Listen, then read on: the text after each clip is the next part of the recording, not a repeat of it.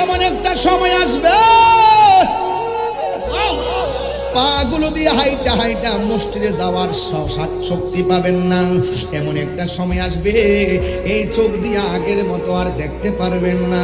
ও বন্ধু, বন্ধু রে, সময় থাকতে নামাজে দাঁড়াইতে হবে, সময় গেলে সাধন হবে না রে বাবা।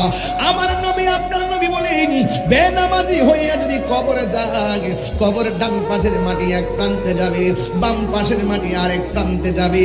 ওই কবরের ভিতরে যাইয়া ডান পাশে এমন একটা চাপা মারবো, তোমার ডান পাশের হাড্ডিগুলো বাম পাশের হাড্ডির ভিতরে ঢুকে যাবে, আর বাম পাশের হাড্ডিগুলো ডান পাশের হাড্ডির ভিতরে ঢুকে যাবে।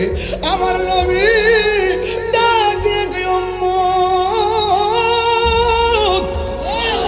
ও উম্মত, ওই কবরের ভিতরে বেনামাজিরে মাটি যখন চাপা মারবো, বেনামাজি কবরের ভিতর থেকে আল্লাহর ডাক দিয়ে কইবে, আল্লাহ যদি আগে জানতাম বেনামাজি হইয়া কবরের মধ্যে আসলে এমন ভাবে মাটির চাপা মারবো, জীবনে আর মাটি, জীবনে আর নামাজ ছাড়তাম না।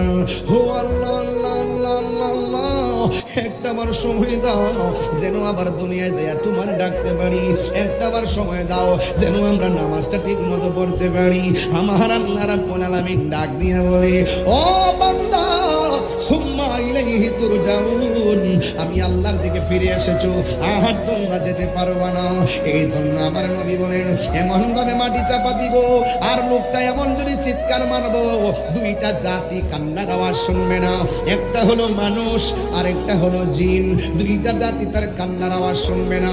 আল্লাহ রাব্বুল আলামিন বলেন, ইন্নাল্লাহা ইউসমিউ মাইয়াশা, ইন্নাল্লাহা ইউসমিউ মাইয়াশা, আমি আল্লাহ যারে ইচ্ছা করি কবর আযাব দেখার ক্ষমতা দান করি।